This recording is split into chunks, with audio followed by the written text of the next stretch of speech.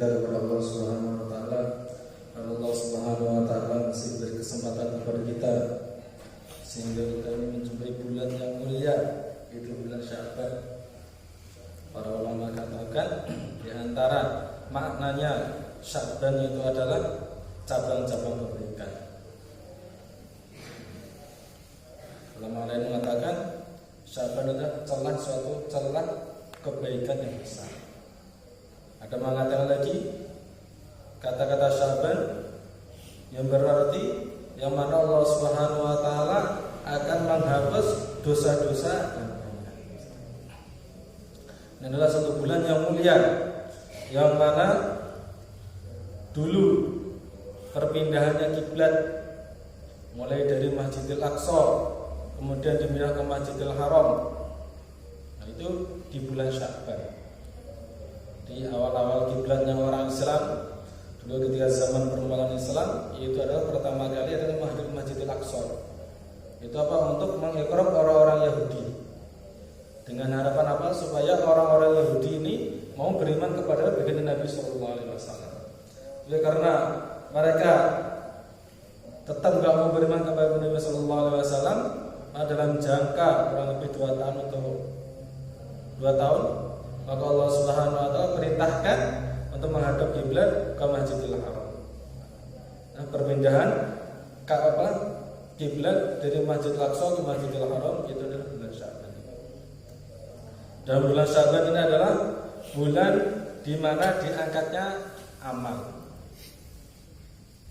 ditutupnya dan dibuka lembarannya catatan amalan baru. Ulama katakan, jadi setiap hari ada namanya pergantian pencatat amal, yaitu antara siang dan malam, antara malaikat malam bergantian dengan malaikat malam. Maka di antara doa istajabah itu apa? Doa di akhir siang dan di akhir malam. Kenapa? Karena pergantiannya malaikat. Kemudian ada namanya penutupan amal, laporan amal setiap minggu, setiap 1 pekan sekali, yaitu pada hari Isnin dan hari Kamis. Isnin dan Kamis. Dan ada laporan amalan, laporan catatan amal kepada Allah Subhanahu wa taala itu setiap tahunnya. Itu adalah bulan Sya'ban ini. Diriwayatkan dari Imam Nasai. Imam Nasai meriwayatkan dalam sebuah hadis, Nabinya dzaka syahrun yughfarun nasu anhu baina rajul wa Sya'ban wa huwa syahru turfa'u bil amal ila rabbil alamin wa huwa ayyurfa'a amali wa ana sha'im. Yang mana arti hadisnya yaitu Nabi sallallahu alaihi wasallam bersabda, dzaka syahrun, ini adalah bulan, itu adalah bulan, yaitu bulan Sya'ban. Yughfarun nasu anhu, yaitu orang-orang yang lalai dari bulan itu. Yang mana bulan itu baina Rajab wa Sya'ban, yang mana bulan itu antara bulan Rajab dan bulan baina Rajab wa Ramadan, yaitu antara bulan Rajab dan bulan Ramadan. Itu bulan Sya'ban ini. Wa huwa syahrun turfa'ul amal, dan bulan itulah yang mana amal-amal ini dilaporkan kepada Allah Subhanahu wa taala ila rabbil alamin wa hibbu an yurfa'a amali wa ana sha'im. Dan Nabi sallallahu alaihi wasallam suka apabila amalan catatan amalnya dilaporkan Allah Subhanahu wa taala pada tahun ini dalam keadaan berpuasa.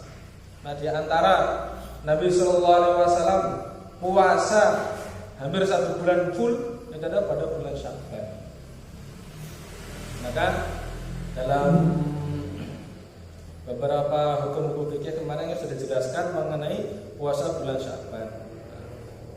Yang jelasnya, yang intinya bulan pertengahan Sya'ban bagi orang yang tidak terbiasa berpuasa maka diperbolehkan untuk berpuasa.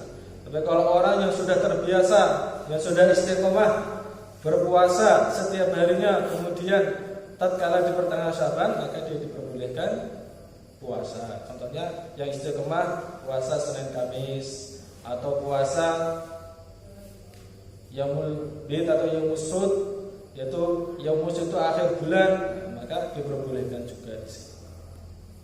Dan itu bulan yang sangat mulia, yang mana dalam riwayat sendiri Nabi sallallahu alaihi wasallam hampir 1 bulan full puasa satu bulan full puasa selain bulan Ramadan. Yang mana bulan ini adalah saat Allah Subhanahu wa taala memuliakan. Nah, di antara amalannya para ulama-ulama terdahulu itu dalam isu Saban itu apa? Mereka itu membaca surat Yasin sebanyak 3 kali.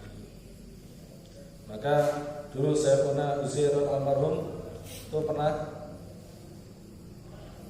berkata dalam ngajinya itu, dulu guru saya itu dia tahu katanya, tahun ini saya ini akan mati.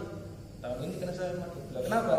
Karena pada pertengahan bulan malam Sya'ban, pada nisfu Sya'ban, saya lupa membaca surat Yasin sebanyak 3 kali. Nah, di antara amalannya orang-orang yang dekat dengan Allah, waliullah itu tahu tatkala dia lupa membaca, tandanya lupa membaca surat Yasin sebanyak 3 kali, maka dia akan mati pada tahun itu. Saya dulu pernah berkata seperti itu dalam pengajiannya. Termasuk di antara fadilah-fadilahnya pada bulan Sya'ban ini. Bismillahirrahmanirrahim. Kita lanjutkan ngaji kita dari pekan yang kemarin mengenai puasa, perkara-perkara yang membatalkan puasa. Kemarin sudah dibahas mengenai makruh-makruhnya dalam berpuasa. Di antara makruh-makruhnya dalam berpuasa yaitu adalah memamah makanan yang tanpa ditelan. Memamah makanan yang ditelan hukumnya adalah makruh. Jelas, kalau tertelan maka membatalkan puasa. Kedua yaitu apa? Merasakan makanan, cicipi makanan. Nah, biasanya bagi ibu-ibu kalau cicipi masakan ketika berpuasa, kalau ada hajat hukumnya boleh. Kalau nggak ada hajat maka hukumnya makruh. Tapi kalau sampai tertelan maka hukumnya adalah membatalkan puasa. Kemudian di antara perkara yang membatalkan puasa yang ketiga adalah hijam, yaitu berbekam. Berbekam hukumnya makruh, begitu juga dimakruhkan juga bagi orang untuk membekam orang lain. Yang jelas ini bekamnya pada siang hari. Kalau pada malam hari hukumnya adalah boleh. Di antaranya lagi yaitu mandi dengan menyelam atau seluruh. Itu juga dengan bersiwak atau gosok gigi, sikat gigi setelah zawal atau setelah masuk waktu sholat zuhur, hukumnya adalah makruh. Di sini. Karena apa? Karena menghilangkan bau mulut. Karena laufu sha'im ahabbu ilallah min rihi misik. Itu apa? Baunya orang yang bau mulutnya orang yang berpuasa lebih disukai Allah Subhanahu wa taala daripada baunya misik. Nah, maka hukumnya makruh bersiwak atau gosok gigi setelah masuk waktu sholat zuhur. Begitu juga dimakruhkan juga menggunakan wewangian atau memakai minyak wangi. Dan memakai minyak wangi dimakruhkan setelah ketika puasa dimulai. Setelah masuknya waktu sholat subuh sudah dimakruhkan. Enggak ada batasan sebelum sebelum zawal atau sebelum zuhur hukumnya boleh enggak. Kalau memakai minyak wangi mulai dari pagi sudah dimakruhkan. Dan juga dimakruhkan juga terlalu kenyang, banyak tidur, kemudian menghabiskan waktu dalam perkara yang sia-sia hukumnya adalah makruh. Kemudian akan membahas perkara-perkara yang membatalkan puasa. Bismillahirrahmanirrahim. Mubtilatus shaum, perkara-perkara yang membatalkan puasa. Iya, qismani itu ada 2 bagian. Al-awwal yang pertama, qismun yubtilus shawab as-shaumi illa shauma nafsah, yaitu bagian yang mana satu bagian ini membatalkan pahalanya puasa, bukan puasanya itu, tapi menghilangkan pahalanya puasa. Fala yajibu alil qadha, dan tidak diwajibkan untuk mengodok puasa. Itu sama al-muhbitat, dan dikatakan dan ini dinamakan muhbitat, yaitu perkara-perkara yang menghilangkan pahalanya puasa. Asani yang kedua, qismun yubtilus shauma wa kadzalika as-shawab in kana bi ghairi udrin fa yajibu alil qadha. Bagian kedua adalah nah di sini perkara-perkara yang membatalkan puasa dan juga membatalkan pahalanya puasa apabila dikerjakan tanpa udzur. Maka diwajibkan untuk mengodok di sini. Diwajibkan mengodok. Waktu sama al-mufattirat, dikatakan mufattirat perkara-perkara yang membatalkan puasanya itu, bukan pahalanya. Puasanya dan juga pahalanya. Al-qismul awal al-muhbitat wa ya ma tuqris sahabat saum. Bagian yang pertama al-muhbitat yaitu perkara-perkara yang membatalkan pahalanya puasa. Qala Nabi sallallahu alaihi wasallam, dengan Nabi sallallahu alaihi wasallam bersabda, "Kamin shaimin laisa lahu min saimin illa al-ju' wa atas." Banyak sekali dari orang-orang yang berpuasa yang dia tidak mendapatkan puasanya kecuali rasa lapar dan rasa haus saja. Nah, di sini. Secara hukum fikih puasanya sah-sah saja, tapi untuk pahalanya tidak mendapatkan pahala puasa. Apalagi yang pertama, al-awwal yang pertama al-ghibah itu adalah ghibah. Jadi ghibah hukumnya adalah enggak boleh. Wa yadhikru akhaka muslim bima yakrahu wa kunta shadiqan. Ghibah yaitu apa? Dzikru akhaka yaitu membicarakan saudara kamu, yaitu membicarakan saudara muslim dengan perkara-perkara yang tidak disukai. Membicarakan saudara muslimnya dengan perkara yang tidak disukai saudaranya itu, walaupun yang dibicarakan itu adalah perkara yang benar. Itu namanya ghibah. Perkara itu memang terjadi, tapi kalau yang dengar, yang dibicarakan terdengar nggak suka, itu namanya ghibah. Kalau nggak terjadi, kalau nggak dilakukan, namanya bukan ghibah, fitnah. Atsani yang kedua an-namimah yaitu namimah.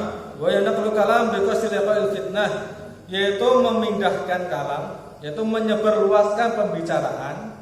Bi qasdi fitnah, yaitu dengan tujuan untuk memfitnah seseorang. Namanya namimah, mengadu domba. Namimah yaitu menyebarluaskan pembicaraan seseorang dengan apa? Dengan tujuan memfitnah seseorang. Ini namanya namimah. As-salis yang ketiga al-kadhib, yaitu berbohong. Bahwa al-ikhbaru bi ghairil waqi', yaitu memberi kabar atau membicarakan suatu perkara yang tidak terjadi. Namanya adalah bohong. Jadi ghibah, namimah, berbohong, semuanya itu adalah membatalkan pahalanya puasa. Pahalanya puasa. Walaupun yang dighibahkan ataupun yang dibicarakan adalah perkara benar. Kalau perkara benar namanya ghibah. Kalau perkara itu yang dibicarakan enggak benar, berarti ya fitnah. Sedangkan fitnah itu masya Allah pahalanya lebih dosanya lebih besar lagi daripada ghibah. Ar-rabi yang keempat, an-nadhru lima yahrum aw lima yahillu bisyahwat. Yang keempat adalah memandang atau melihat perkara-perkara yang diharamkan. Memandang perkara-perkara yang diharamkan, memandang yang bukan mahram atau memandang perkara-perkara yang haram yang lainnya, maka di sini juga membatalkan perkara-perkara, membatalkan pahala-pahalanya puasa. Aw lima yahilu bisyahwat. Bahkan kalau memandang perkara-perkara yang halal tapi dengan syahwat, ya juga membatalkan pahalanya puasa. Contohnya mandang hewan, kucing, tapi dengan syahwat, ya nanti ya tetap pahalanya puasa itu hilang.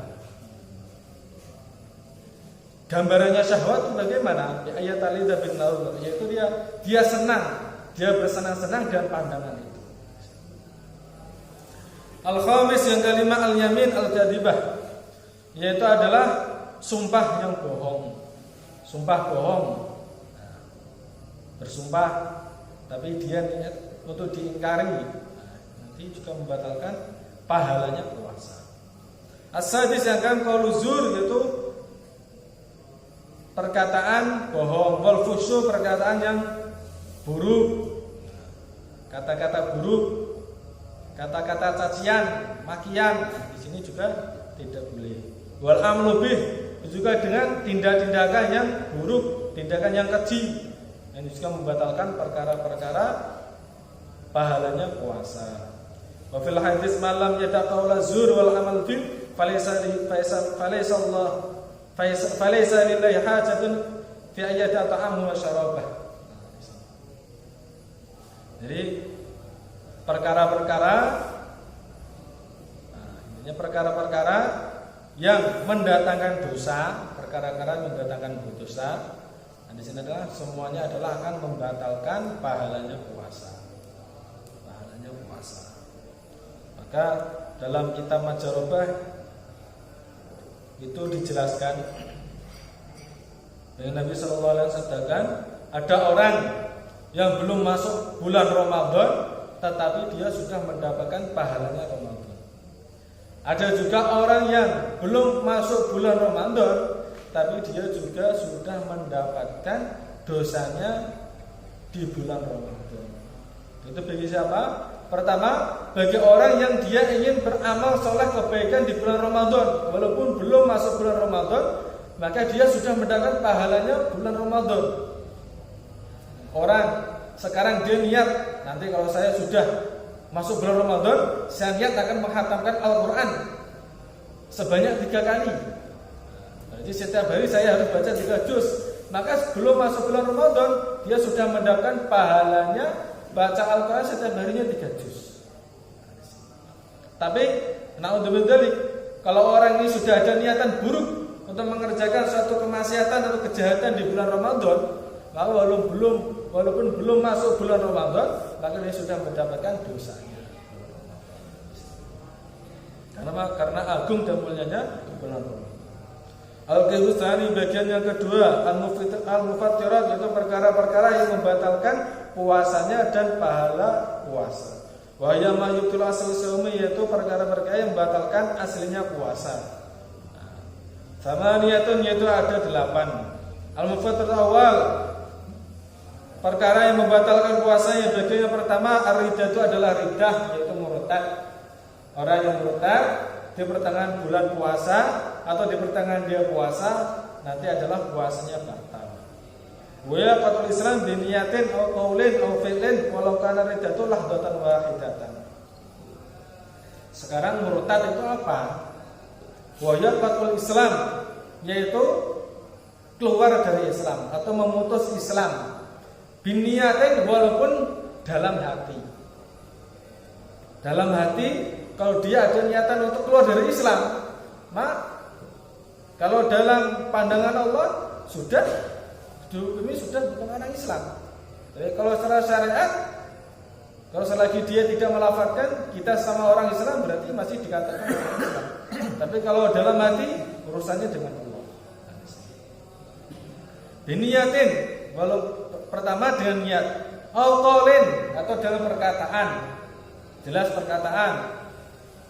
Contohnya orang berkata seperti ini, maka sudah kata-katanya itu sudah keluar dari Islam. Atau keluar dari Islam itu apa?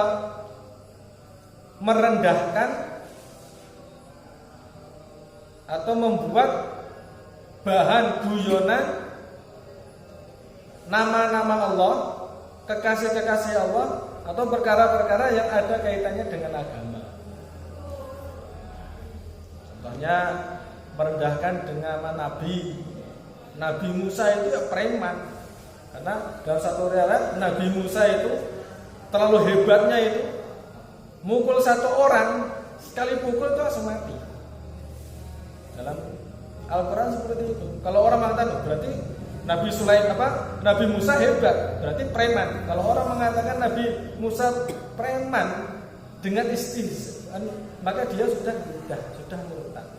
Maka dia harus syahadat lagi. Kalau orang mengatakan ya bagian Nabi itu ya kecilnya ya biasa kayak anak kecil yang lainnya. Kalau zaman sekarang ya mungkin anak kecil ada yang mungkin ada jambu nyolong jambu ya. Mungkin baginda Nabi dulu ya seperti itu, kecennya orang-orang biasa, nggak istimewa. Kalau orang mengatakan seperti itu, ya maka dia sudah menghinakan baginda Nabi, berarti dia sudah murtad seperti itu. Jadi harus syahadat. Karena apa? Karena menghinakan atau dengan kata-kata seperti itu sudah menjadikan murtad. Maka dalam ngajinya Gus Mahmud disampaikan, kalau orang ingkar dengan sholat, sudah jelas murtadnya, dia murtadnya sudah jelas. Tapi kalau orang nggak mau sholat, ini dilihat dulu. Kalau dia nggak mau sholat karena malas, ya berarti dia hanya fasik. Orang-orang fasik, kalau malas disuruh sholat ya nggak mau karena malas, tetap Islam tapi dia fasik. Tapi kalau sudah ingkar ya dia masih murtad. Tapi kalau hubungannya dengan kekasih Nabi, dengan para nabi, para rasul, mengatakan Nabi kecilnya juga mencuri atau Nabi itu preman, seperti itu ya sudah langsung keluar dari Islam. Sudah keluar dari Islam tanpa ada niatan untuk merendahkan. Kata-kata seperti itu sudah keluar dari Islam.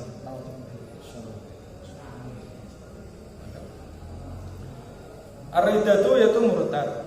Au qaulin dengan berkata au fi'lin atau perbuatan. Jelas perbuatannya ya sujud. Contohnya sujud di apa? Disalib.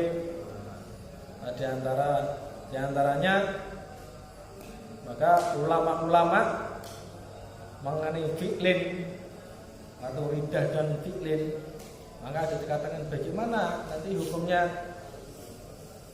orang kerja di gereja itu hukumnya bagaimana? Maka hukumnya yang jelas ulama yang muktamad hukumnya adalah haram, tidak boleh. Karena nanti ar-ridha bisyai' ar-ridha bima yatawalladu minhu. Kalau orang kerja di gereja, contohnya di satpam gereja, maka dia ridho dengan kemaksiatan dan kekufuran. Ar-ridha bisyai', ridho dengan suatu perkara, ya dengan suatu kekufuran. Ar-ridha bima yatawalladu minhu, berarti dia ridho dengan kekufuran, berarti dia murtad seperti itu. Nah, pendapat muktamad ya diantara contohnya ya kerja di gereja atau jaga gereja ya hukumnya haram, boleh. Walau kana ridatul hadatan wahidatan. Al-mufattiru tsani yaitu perkara yang membatalkan puasa yang kedua al-haidu adalah haid, wan nifasu dan nifas, wal wiladatu dan wiladah melahirkan. Jelas kalau orang haid, nifas melahirkan nanti batal puasanya. Walaupun sudah pertengahan hari ataupun sudah di ujung puasanya di sore hari, kurang dari 5 menit atau 10 menit lagi sudah mau berbuka puasa, ternyata darah haidnya keluar, maka sekata itu juga puasanya batal, wajib untuk diqadha. Al-mufattiru as-salis, perkara yang membatalkan yang baik ketiga al-jununu walau tahdatan, gila. Al-jununu adalah gila juga membatalkan puasa. Al-mufattiru ar-rabi', perkara yang membatalkan yang keempat al-bima, yaitu adalah pingsan, maksudku adalah mabuk. Tidak amma jaman nahar awal man yatafaqa wa lahdatan wahidatan sahha samuhu wa huwa mutabat inda ramli. Di sini untuk masalah orang yang pingsan atau orang yang mabuk. Orang yang mabuk di sini kalau dia sadar dalam hari itu, intinya sadar, maka pendapat yang muktamad itu menurut Imam Ramli puasanya sah. Tapi kalau orang pingsan 1 hari penuh, maka ya puasanya batal. Orang pingsan. Tapi kalau dia pingsan, kemudian ternyata 5 menit sebelum buka puasa dia sudah sadar, ya puasanya nanti hukumnya adalah sah-sah saja. Contohnya pagi selepas subuh orang pingsan akhirnya sampai sore sebelum berbuka puasa sadar, nanti puasanya sah. Al-mufattiru al-khamis, yaitu perkara yang membatalkan puasa. Yang kelima al-jima', yaitu hubungan antara suami dan istri. Idza jama'a amdan aliman bih tahrim, apabila seorang ini berkumpul dengan istrinya secara sengaja. Biasanya sengaja. Aliman bih tahrim, dan dia tahu bahwasanya hukumnya adalah haram, mukhtaran, tidak terpaksa. Batalah shaumuhu, maka puasanya adalah batal di sini. Puasanya batal. Wa idza afsada shaumuhu fi Ramadan yauman kamilan bi jima'in tamin asimin bi shaum tarkim. Maka di sini untuk orang-orang yang melakukan jima' pada bulan Ramadan, maka di sini ada dendanya. Di sini ada dendanya, dan hukumnya ini sangat berat sekali. Yang jelas, apabila orang ini membatalkan puasanya, dibatalkan sebab dengan jimatnya itu, bukan dalam perkara lain. Contohnya, orang sudah kebelet ingin jima dengan istrinya, kemudian dia membatalkan puasanya dulu dengan minum, setelah itu jima, maka di sini hukumnya nggak kena denda jima. Nanti ada orang yang denda jima ketika di siangnya bulan Ramadan, dan dia membatalkan puasanya sebab jima itu, nanti ada dendanya.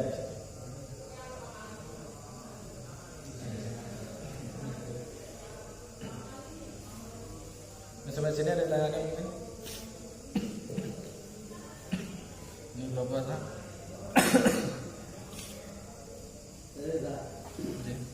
Kalau waktu kita puasa, kita itu masuk angin. Nah, kita dikeroi pakai minyak kayu itu, tapi itu kalau batal puasa ada. Oh, jadi kayak Bismillahirrahmanirrahim. Hukumnya, contohnya menghirup kayak fresh care atau dulu kan obat-obat untuk pilek gitu loh. Ketika puasa hukumnya bagaimana? Nanti ya, kalau emang untuk pengobatan hukumnya boleh.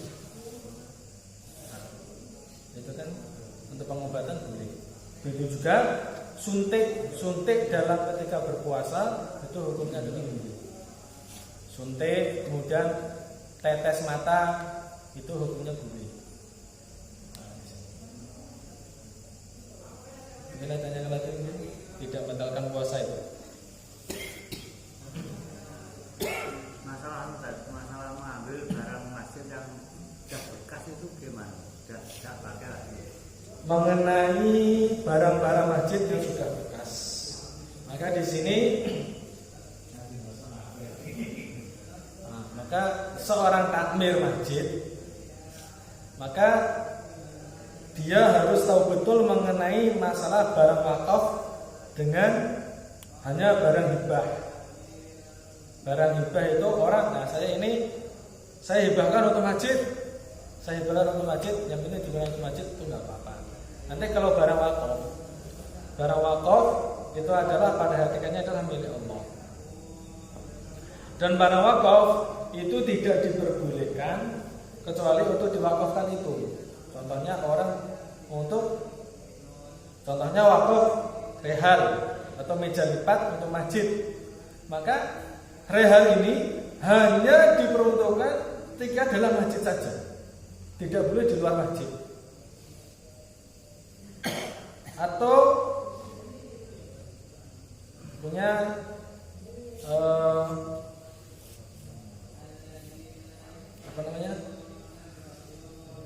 listrik ini apa? Genset. Masjid punya genset yang dibeli dari uang wakaf. Masjid punya genset yang dibeli dari uang wakaf. Maka genset ini hanya boleh digunakan untuk masjid saja. Seumpama kalau masjid ingin mengadakan takbir keliling dengan menggunakan truk contohnya, maka genset itu nggak boleh dibawa untuk takbir keliling, nggak boleh. Karena apa? Karena barang dibeli dari uang wakaf yang hanya diperuntukkan untuk masjid. Maka barang-barang wakaf yang digunakan untuk masjid, maka ya harus digunakan untuk masjid saja. Maka di sini masalah renovasi masjid. Maka renovasi masjid, maka yang paling bagusnya itu bagaimana? Jadi untuk barang-barang, contohnya kayu yang bisa digunakan lagi, maka digunakan lagi dalam pembangunan masjid yang baru. Kalau memang nggak bisa, semua contohnya emang masjidnya didesain ingin nggak menggunakan kayu, bagaimana? Maka kayu-kayu itu dikumpulkan, kemudian dikasihkan di masjid yang membutuhkan kayu. Maka di sini baru boleh. Maka barang wakaf dalam masalah masjid itu tidak boleh. Gak hanya masjid saja. Contohnya mungkin dalam wakaf untuk pondok atau madrasah. Maka ya untuk barang wakaf ya boleh digunakan untuk yang kaitannya dengan wakaf. Kalau untuk pondok ya pondok saja, dan kalau untuk masjid ya masjid saja, kalau untuk madrasah ya madrasah saja. Maka barang wakaf ini ya masalah barang yang sangat hukumnya ya memang berat, gak bisa diapa-apakan lagi. Apalagi diperjualbelikan. Ya, orang sekarang ada lembaga wakaf, kemudian nanti ada ahli warisnya jual itu tanah wakafnya. Maka tanah wakaf tidak bisa dijual. Pada hakikatnya tanah wakaf itu langsung milik Allah. Langsung milik Allah. Orang yang mewakafkan sudah nggak punya hak milik lagi. Maka mengenai harta wakaf itu juga nanti untuk harta masjid, benda-benda masjid yang untuk selain buka wakaf, contohnya dari amal jariyah, utama jariyah. Secara umum biasanya itu bukan untuk wakaf. Maka di sini kalau seumpama contoh seperti barang seperti itu dibelikan barang, contoh diberikan kayu, kemudian tatkala masjid ini sudah berkembang, kemudian barang itu tidak dibutuhkan dalam masjid, maka boleh digunakan untuk perkara-perkara lainnya. Contohnya diberikan untuk pondok-pondok atau diberikan untuk madrasah dan lainnya, nggak apa-apa. Tapi kalau wakaf harus diberikan masjid, digunakan untuk masjid. Kalau masjid nggak butuh lagi, diberikan ke masjid yang lain. Seperti itu. Ya, itu kalau barang-barang itu sudah nggak ada yang mau menerima, dan ada dijual, dibelikan kebutuhan untuk masjid itu nggak boleh juga. Barang wakaf. Iya. Untuk barang wakaf dijual. Digunakan untuk masjid lagi. Beda hukumnya. Contohnya ada orang wakaf tanah. Ini wakaf tanah ini untuk masjid, dan ternyata masjid itu sudah luas. Akhirnya bagaimana saat di masjid? Di masjid akhirnya tanah itu dibuat tanaman, buat nanam. Nah, nanti hasilnya dijual nggak apa-apa, tapi nanti untuk hasilnya uangnya itu harus lari ke masjid. Dan adapun nanti pengelolanya bagaimana? Pengelolanya nanti bagaimana? Nanti pengelolanya ya boleh diambilkan dari itu. Jangan wakaf itu. Mana tanya lagi?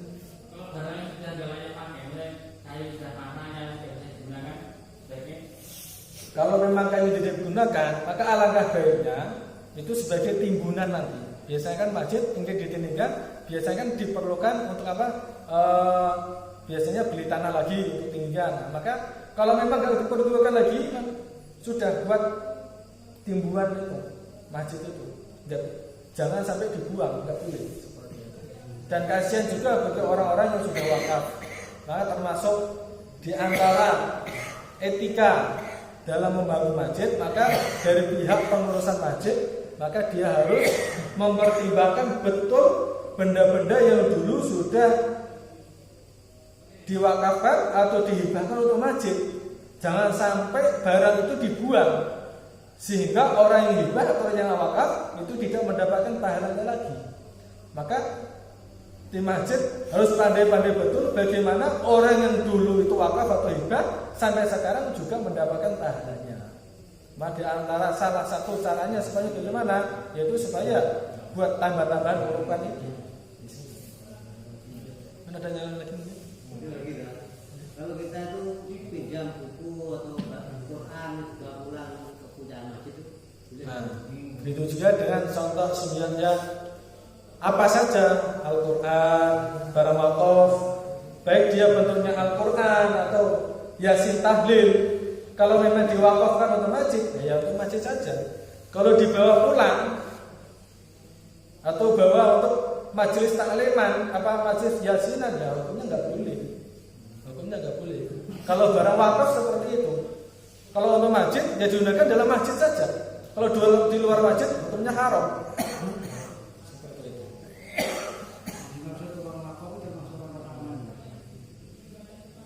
Wakaf amal yang untuk hati-hatinya pernah ditanyakan itu sudah dimasukkan untuk wakaf saja. Karena apa? Karena dari berapa orang yang masukkan kotak amal, karena ada mereka yang niatan untuk wakaf, ada niatan yang untuk sedekah.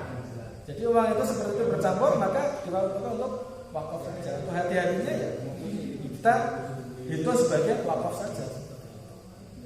Mana tanya lagi? Kalau nggak ada niat, jadi saya beli Quran, taruhlah mungkin 100 biji dari masjid, saya niat beramal, nggak ada niat makhluk, macam hibah. Kalau contohnya seorang ini beli Al-Quran 100 Al-Quran, kemudian dia letakkan masjid, nggak ada niat. Yang penting saya letakkan masjid supaya orang baca Al-Quran dengan ini sehingga saya dapat pahalanya, maka di sini ya tetap hukumnya nanti sedekah. Tapi sini nanti apabila ada orang ingin pinjam Al-Quran seperti itu, hukumnya boleh karena nggak ada niatan wakaf. Yang jelas untuk niat wakaf itu nanti masya Allah barang wakaf. Ada lagi? Insyaallah sekalian. Untuk semua majelis, subhanallah wa bihamdihi, subhanallah wa bihamdihi.